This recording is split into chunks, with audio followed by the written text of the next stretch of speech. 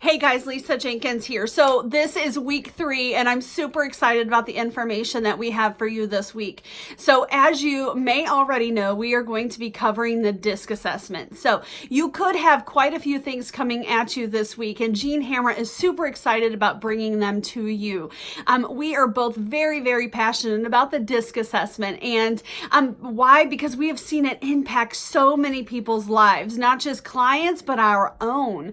When I started out in practice many years ago, and I have been a coach for somewhere around 11 years now, I was using the DISC assessment, but I was using the free Tony Robbins version DISC assessment. And what I will tell you is I took that and it created a lot of confusion in my life because I was going by what that assessment said, and I didn't feel internally what that assessment actually was telling me. And so at that time I was in business with my business partner, and we had both taken the assessment, and we sat down so many times going over that assessment, and we're trying to really understand it and how to better communicate with each other. So we tried really hard to use it that way. But behind the scenes, my business partner and I did not do so well. We were trying to understand each other. We were trying to get on the same page. We were trying to, work out all the business details, and it wasn't all that good, and it wasn't all that comfortable. But in the front line, we were amazing for people. And I can tell you that I think a lot of that came from me not fully understanding myself and how to communicate that. And maybe the same thing for him. But once I went to San Diego to speak on stage with the amazing Joe McClendon. And that was such a great experience. And if you don't know who he is, he's Tony Robbins' right-hand man. And I learned so much about myself that weekend, and everything that I was teaching and everything that I was speaking about was the DISC assessment. But I sat around and I listened to these other speakers, and they changed my life. I came back from that speaking engagement, and I told my business partner that I felt it was best for us to end the partnership.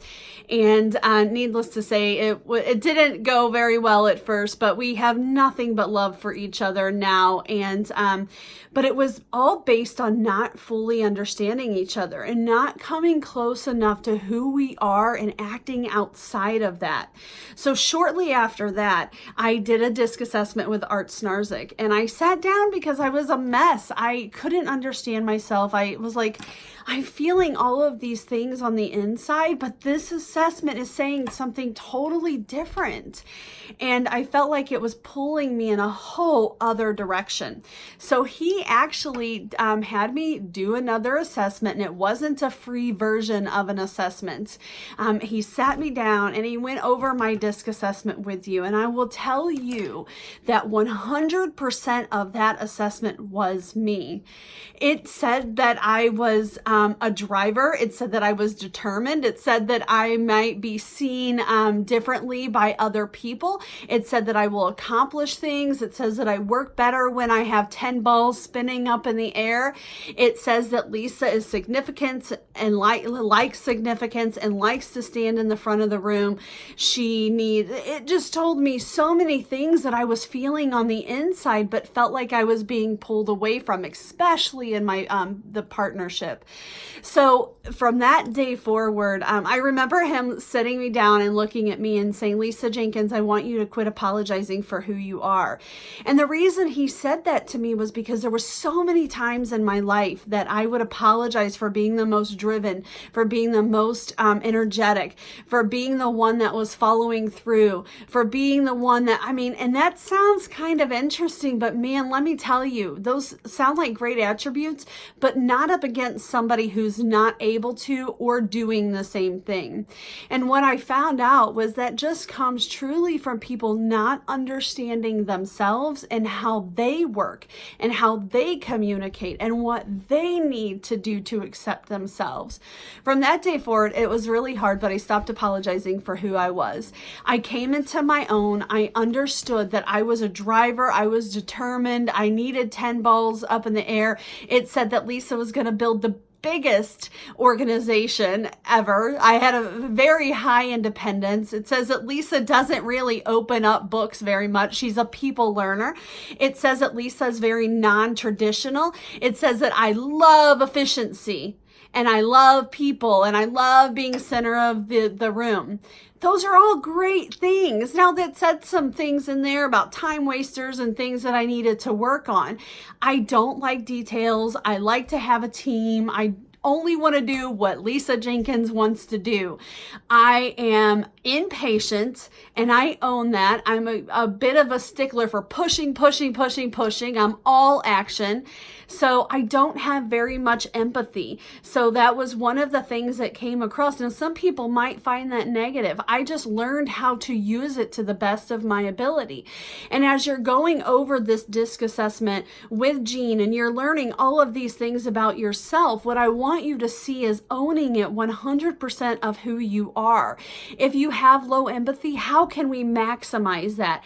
If you're a high driver, how can we maximize that? If it takes you a long time to make decisions, how can we maximize that? Because those people who take a long time to make decisions sometimes get it right all of the time. Some people like me who make very fast snap decisions have to go back and redo things. So what I want you to know and see and hear and feel is that there is no right, wrong, good, bad, or indifferent. We all need each other to survive. We all need each other to fill in the gaps where one of us are lacking. There are things that I am great at and there are things that I am not so good at. What I need is a team that's going to pull those pieces together for me and they're going to fill in where I lack so that I can go be more of who I am. Now, that's me. How do I use it for clients? So every client that comes into my program takes a DISC assessment. This is one of the most eye-opening times for the assessment, for my program, in essence, because for the first time, what I feel I see in clients is them go, oh my gosh, finally, that is who I am. And especially when I'm working with couples and they're going over their DISC profiles together, they are in love with figuring out, wait, he likes it this way and I like it that way. And oh, that's why she doesn't do this, or that's why he doesn't do that. And oh my gosh, that's how she reacts and this is how I react. And sometimes it really helps them to identify what each other's missing and then what each other needs to drive closer to for each other. And I know that that's a lot, but man, I see it time after time after time again. Most people don't even know how to communicate with each other. Some high C's don't like to be touched and they don't like hugs.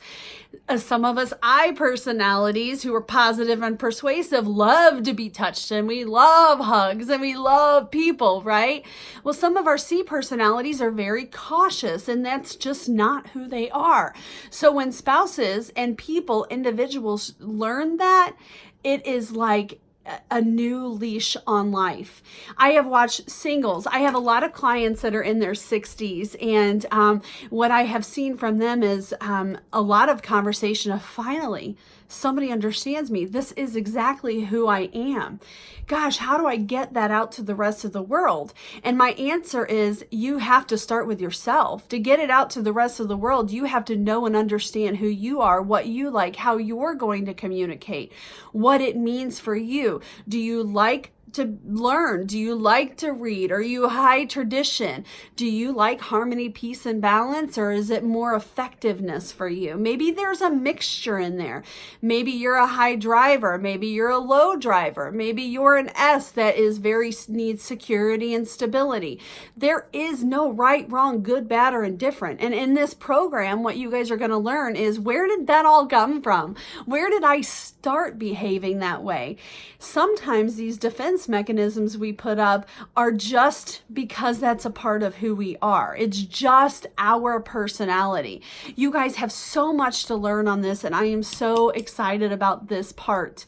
Now, I can tell you that when I sat down with Jean Hamra, one of my favorite things to do with Jean is to get somebody's assessment, and then her and I will have a conversation. We'll get on the phone, and I'm like, oh my gosh, thank you so much for that information, because she can dive in. She's kind of a nerd when it comes to this DISC assessment. I'm not. I will tell people what they need to do to use it, to take action, to communicate to the people around them, how to understand themselves a little bit more. So I go through a very simplified version of that DISC where Jean dives in and she does kind of the whole thing. She actually has a program set up where she goes through the DISC and then she works with clients one-on-one to work with the emotional things behind some of that stuff. And I hope that I'm explaining that right, but she is a master at that stuff. And she really does geek out on it. She will know something about someone by looking at their DISC even before I dig into it, way before I sit down and go over it with them. And sometimes she doesn't know, and that I'm sitting down with a client and talking these specific things, and then she calls it out in the DISC, and then I'm like, how did you know that? I just went over that with them. And I'm always amazed by that. I think it's amazing. One more story. I had a family that I had been seeing for almost 3 years. And at first they also took the Tony Robbins DISC, and it was a very simplified version. And the goal was so that they could understand each other.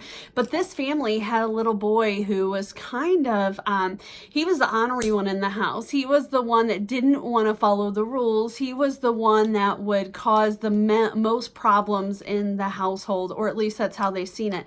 But understand that dad was not physically abusive, but very emotionally abusive. And when they came to my program, it was dad he didn't see that he had any problems. He had a blind spot. His wife was like, if you don't sit down with Leisa, we are getting a divorce. So I've heard that many times from clients. It's interesting.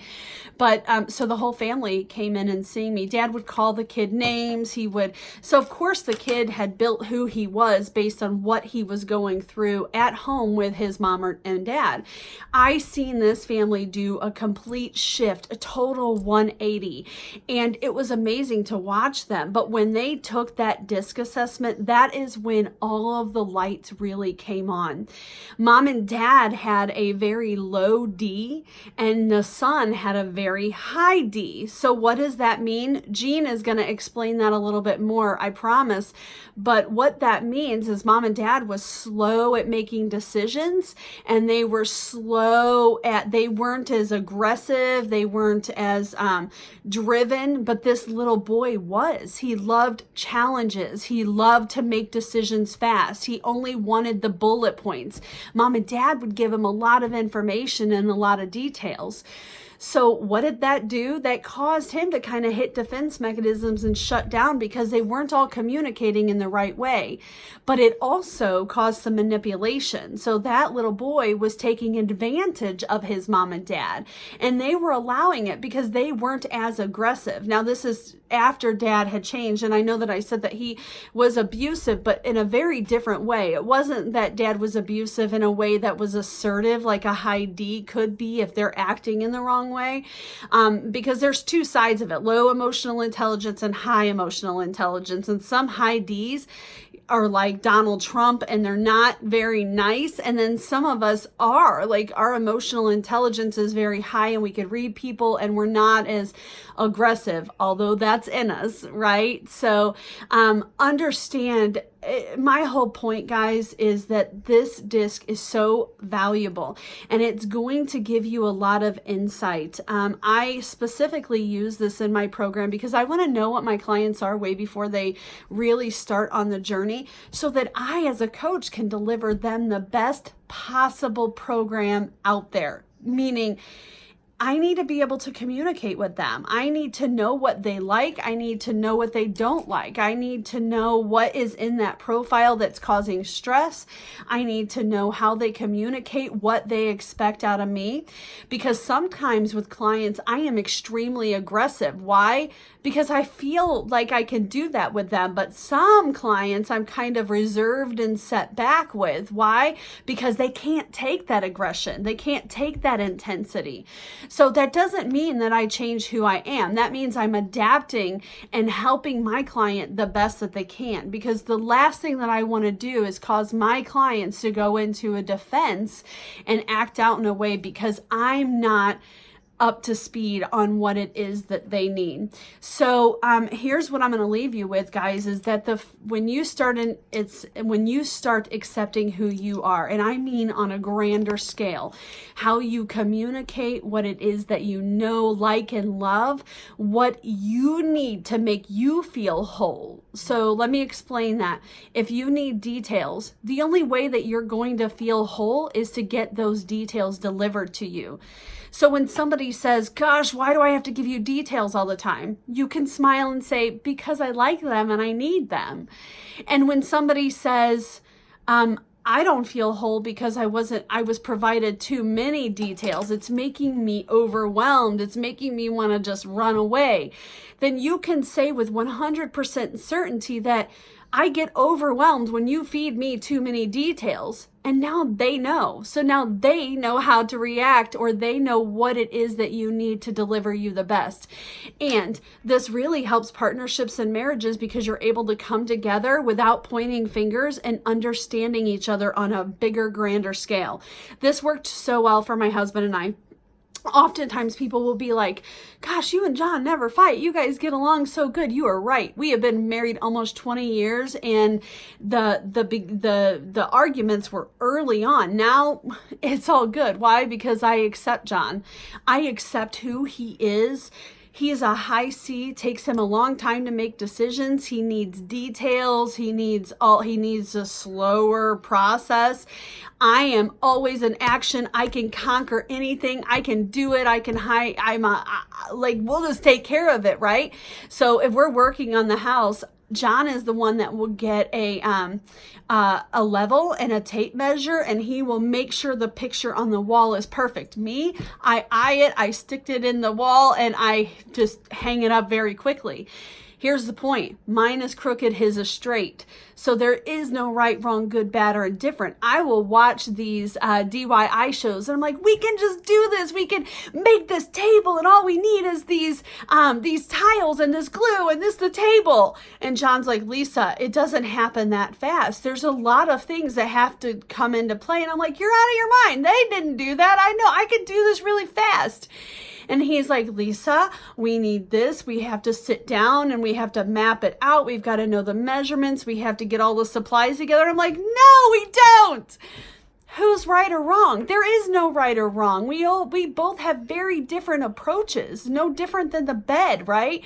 John makes up the bed by tucking all of the corners in and making the sheets perfect. And me, I just throw it up there as long as my bed's made. But I like my bed made. I hate walking into my room without my bed made. That's me, right? And that doesn't mean that that's you. I like my house clean and organized. It throws me off if my house is not clean or organized. It does not help me to have a great day, but some people can function in that. So there's no right or wrong. It's all okay, right? I don't like my clothes on the floor or in a basket. That drives me crazy. My husband, he doesn't mind that as much. Tables are turned there a little bit. I hang my clothes in the closet. Doesn't matter if they're inside out as long as they're not on the floor or in a basket. They are up in the closet. But John, if you open up his drawers, they're perfect. The socks are mated, the underwear's folded, everything's great in there. But see, we're just two different people, and there's no reason to argue about that. It's just meeting each other halfway in the middle. I see this happen in business and corporate, with leadership, with husband and wife, with your significant other, with your kids.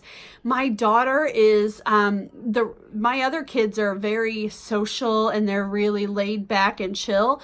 My daughter Emma is very, as a matter of fact, bullet points. We got to get this done. I like challenges. Don't tell me how to do it. I'll punch you in the nose if you say a crossword to me. And my other kids are so soft-hearted. but there is no right or wrong. It's just taken a little bit for the rest of my kids to understand their sister a little bit more. But they now understand that that's just who she is. So when she comes off a little cold, or she just wants things the way that she wants things, it doesn't make it right or wrong. It's just what she needs. Now, as long as you're not doing that in an abusive or mentally abuse, any kind of abuse at all is not okay, right? But those are blind spots. So we have to make sure that you see them and acknowledge who you are, love yourself, and go out there and be you. So I hope that you have taken that assessment and you are as excited as I am to see Jean in action this week with it and what she is going to teach you. You guys have a phenomenal day, and we will talk to you soon.